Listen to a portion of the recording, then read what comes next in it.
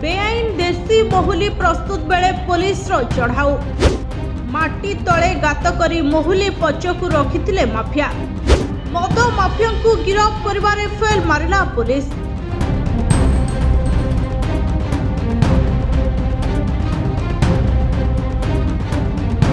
हिरापसी ग्राम में बेआईन देसी महुली मद प्रस्तुति समय तुरुमुंगा पुलिस चढ़ाऊ मद माफिया फेरार।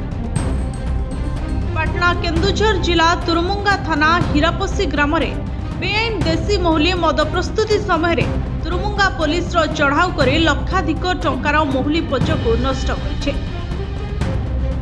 चढ़ाऊ देखि माफिया छत्रभंग दे फेरार हो जाइथिबा बेले माटी तले गात करी महुल पचकु रखिथिले माफिया माने।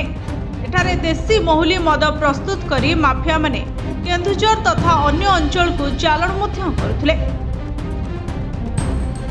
तेबे चढ़ाऊ समय अनेक प्लाटून पुलिस फोर्स मध्य मुतयन थिले एवं तांको सह तुरुमुंगा पुलिस सामिल होई महुल पचकु नष्ट करिथिबा बेले माफिया को गिरफ्त करिबारे पुलिस सक्षम होई पारे नाही।